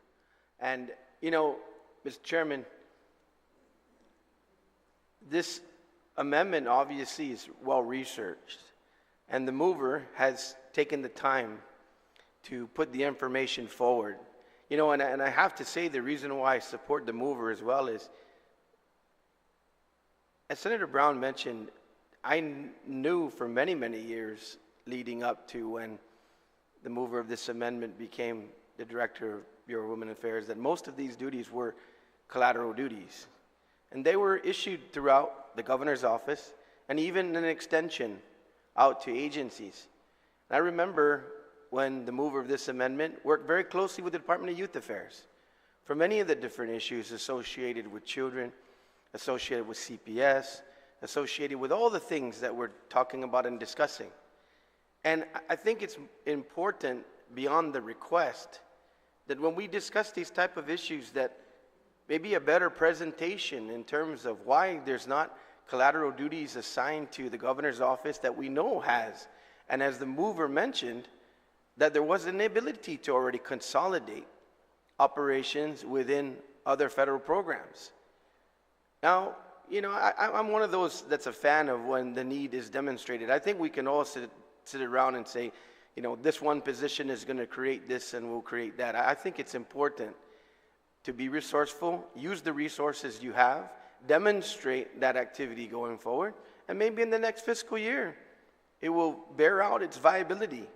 But just because it was put down on paper to double the appropriation and make the pronouncement, you know, I personally, once again, agreeing with the retiring speaker, you know, make mention of that. And I just don't see the demonstration of the fact that we are shortchanging any of the advocacy, you know, coming forward. I mentioned it earlier that, boy, Youth Affairs is doing well, you know, and I'm sure they're social workers. I know their capabilities. I know constant case management. I know these individuals that are doing this work, and I'd just like to see a little bit more information to bear out the viability going forward, you know, and perhaps we could revisit it in the next fiscal year. But for me, at this point, I think the director's resourceful enough.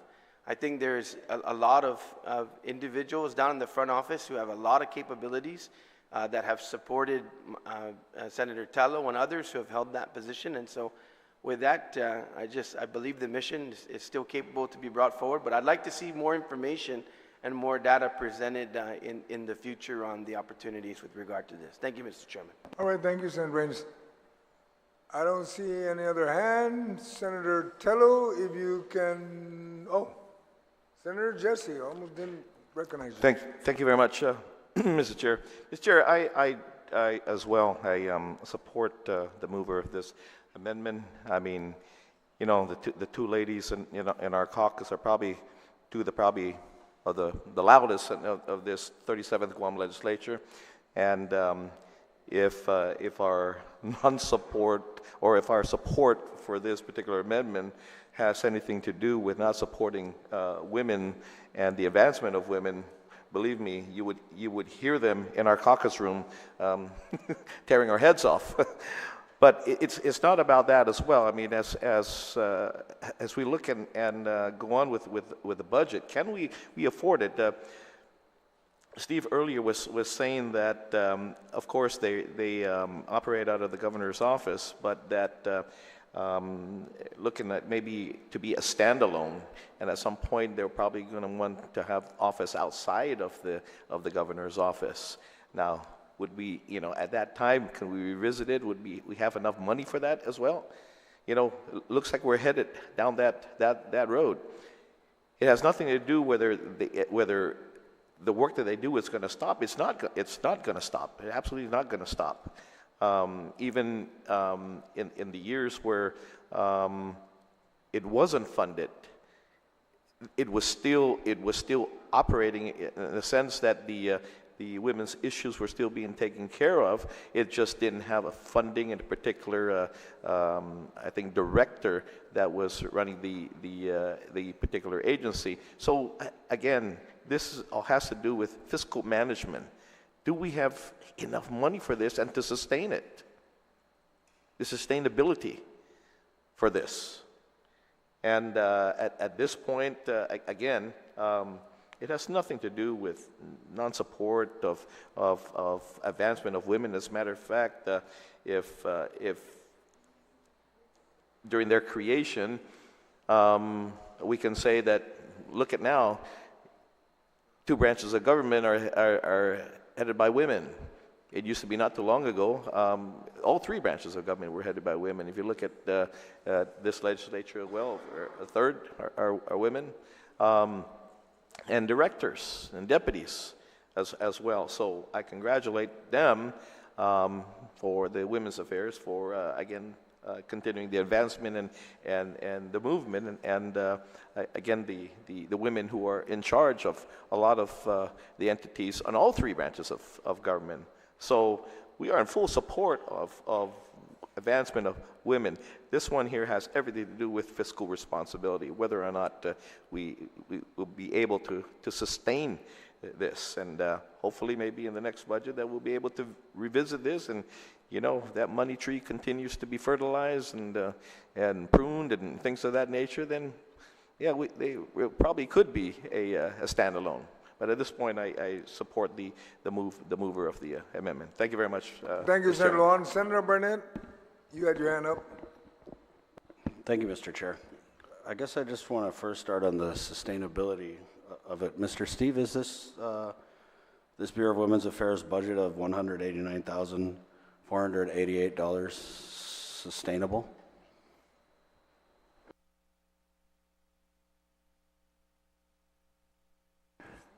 In all fairness, Senator, I would have to say yes, because I'm recommending the funding level for this particular agency based on the revenues that we project to collect in FY24. Please state your comment. He just asked a question, he's getting an answer, and we can move on. Then you can do your closing. Thank you, Mr. Senator Chair. Barnett. I'm also concerned because it sounds like allowing the Bureau of Women's Affairs to hire this program coordinator is going to wreak havoc and catastrophe on this government. Can you maybe explain a little better, just from your perspective, just how catastrophic allowing BWA to hire this program coordinator position will be? Because I've heard the discussion, but I just want to get it straight from OFB, sir. If Senator, if you're asking my own personal opinion, my response would be, I just find it very difficult how you can operate a department with just a director. Yeah, how many agencies in the government of Guam are staffed by just a director? None.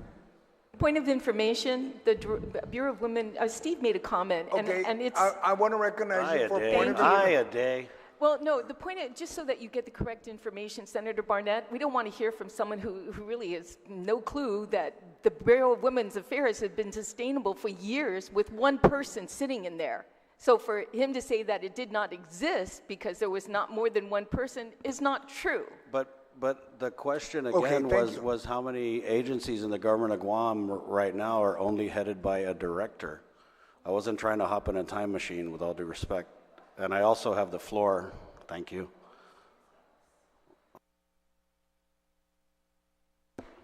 I asked him a question. My colleagues, let's keep the order.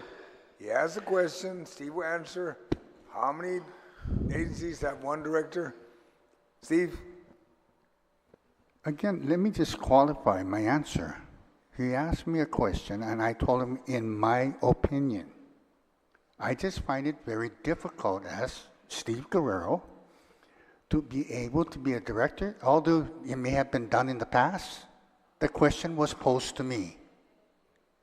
And my response was, I find it difficult to run a department by yourself. In other words, you're going to be answering your phone calls. You're going to be answering messages. You're going to be answering the door. So all of these things that are normal operation for an agency is things that, in my mind, like, wow, that's kind of challenging. I'm not saying it's impossible. I'm just saying, as a person, in my own perspective, there's no way in heck I would volunteer to run an office by myself. as Senator, no, Teichman mentioned, is that she may have done it in the past. And I'll give her all the kudos for it. But the question was asked to me, and it's my response.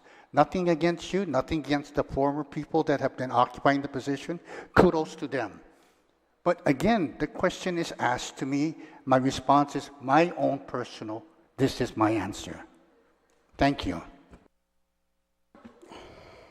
Thank you very much, Mr. Guerrero. Does this budget of $189,488 reflect an increase from the last fiscal year? Yes, it does, Senator, and it's only because of the addition of the PC3 position they're asking. And can you again, because I missed it, how much is that PC3 coordinator position going to cost? 80,000. The amount that's showing in the staffing pattern is $80,498. Mr. Chair, on an inquiry, does that include the benefits of medical, dental, retirement, and all that? Okay, Steve, if you can answer that point of inquiry. The answer is yes, Senator. I just want to make sure that it's noted, because then the actual pay, baseline pay, would be at what letter and what pay grade, I guess is what my next question would be. On point of inquiry. Based on Yes, the sir. GPP, on what we're seeing in the staffing pattern, it is at grade N, step 1. The total salary, starting salary would be $54,918. Total benefits is $25,550. The grand total of $80,495. Thank you. Senator Burnett, please continue. Thank you, Mr. Guerrero. I get it. I mean, I understand where the author of this amendment is coming from, but I just feel like there's a whole lot of personal mixed into this policy that we're trying to move forward.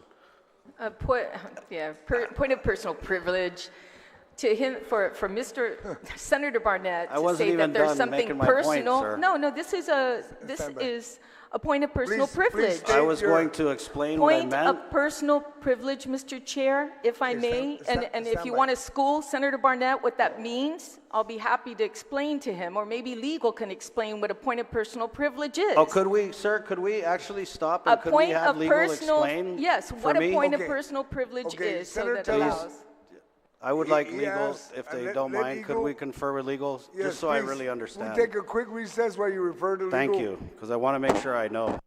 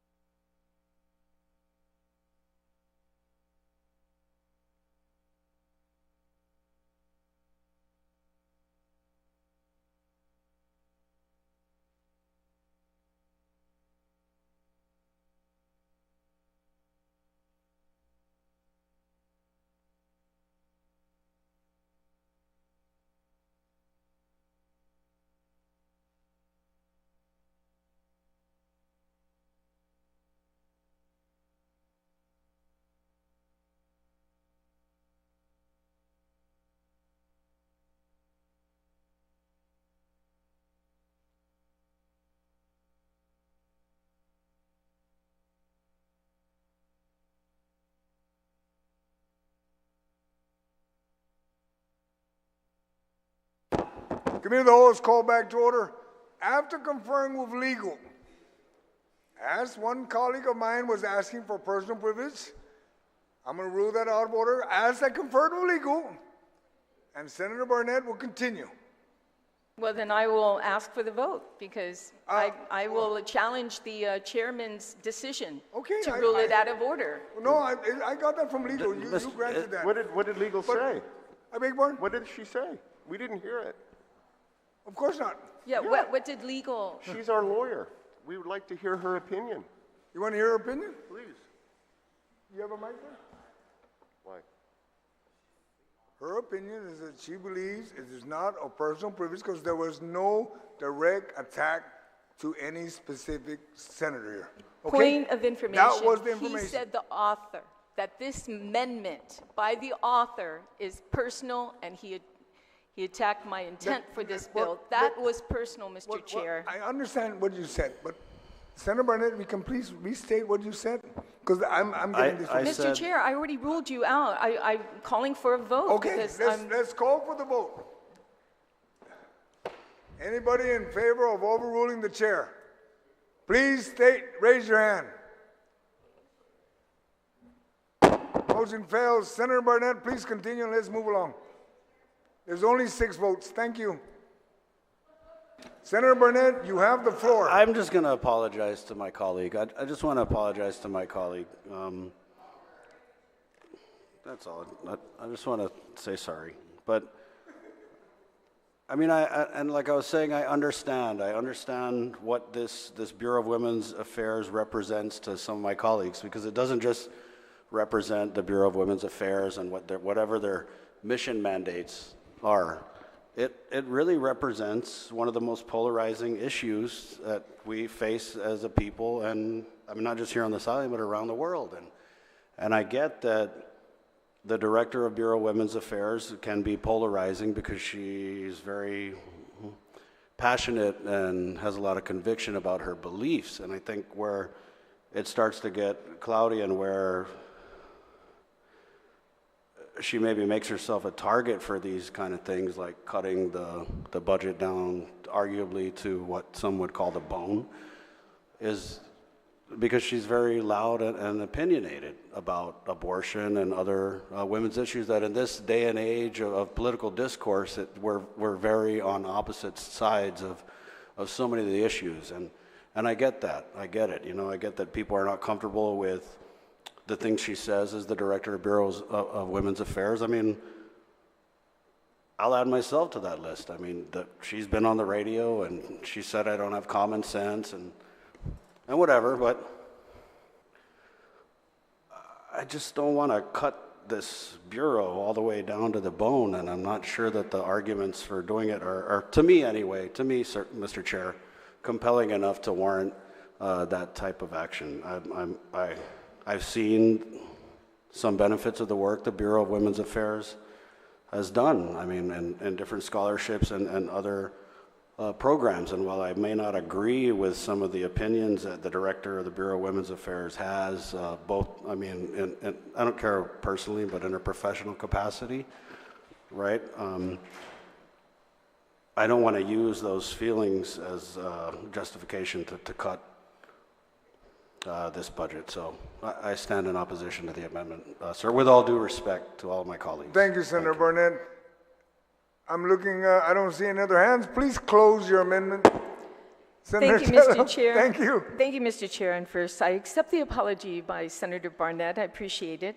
You know, that's what happens when you go up against a woman. Speaking of Women's Bureau. And I just wanted to make it clear, you know, the Women's Bureau actually, with the last director before Jane Flores, was Ruth Leon Guerrero, who passed away. After her death, the Women's Bureau was dormant for about 3 years. But none of the federal programs stopped.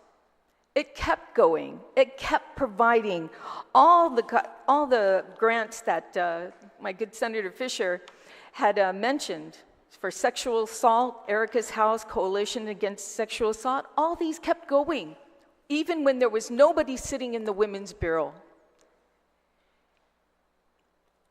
People have spoken and kind of twisting it around that because we are trying to be fiscally responsible, that we don't care about women. Are you kidding me? I was the director of the Women's Bureau. I know how hard it was. And I was a one-man show.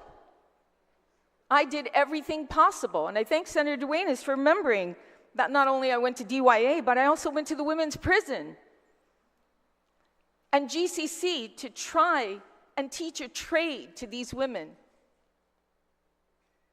Federal grants are there regardless.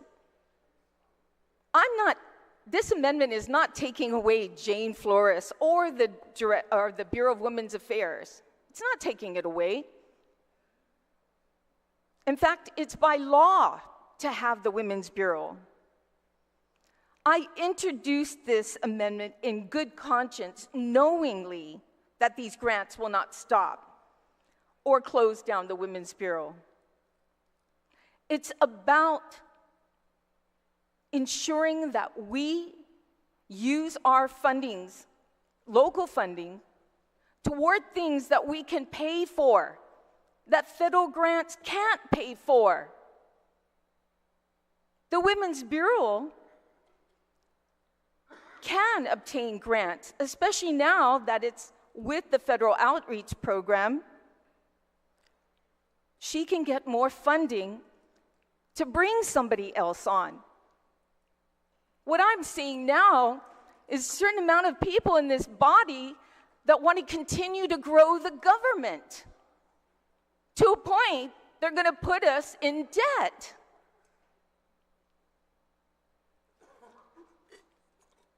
We have an opportunity here to ensure that the funding is going to somewhere that's mostly needed. You know, my good colleague, Senator Barnett, mentions, about funding. Well, we don't even have enough money for education. And yet, you want to fund a position that can easily be funded by federal funds. You want to fund a position, a brand new position, where this money can go somewhere else that is mostly needed. Our children.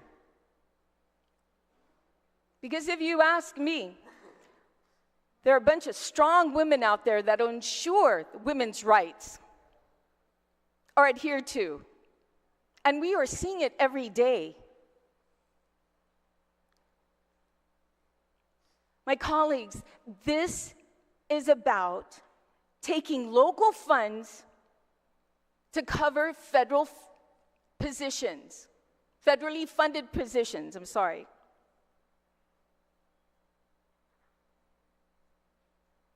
We need to be more realistic with this budget. And I'm afraid that that's not what's happening with this body lately. We're spending excess money where it's not even close to having a cushion that we were told by OFB, we were told by DOA and BBMR. We need a cushion of $30 million at the end of a fiscal year. We only have, what, 7? So we need to look for real money, real funding to help those areas that we had not just neglected, but that's mostly needed. The Women's Bureau is going to be there. And even if Jane Flores were to quit today, the federal programs will still be available to our women. It will still be available. So let's not twist this. It's being fiscally responsible. And I humbly ask my colleagues for their support on this, because I tell you one thing, this is going to save us $90,480. $90,000, my friends. It'll save us. Not only that, it'll also, from the last amendment we made an additional $75,000. That's $160,000. That can go a long way. So let's be responsible here with the people's tax-paying money. Their hard-earned tax-paying money. Let's be responsible. Thank you, Senator Tyree. All in favor of this, there's an objection. So all in favor of this amendment, please raise your hand. 1, 2, 3, 4, 5. Motion fails. My colleagues, we will recess until Monday at 9 a.m. And we will continue on with 2 other agencies. But as of this time, we have closed page 95, Bureau of Women's Affairs. Thank you. See you Monday, 9 o'clock.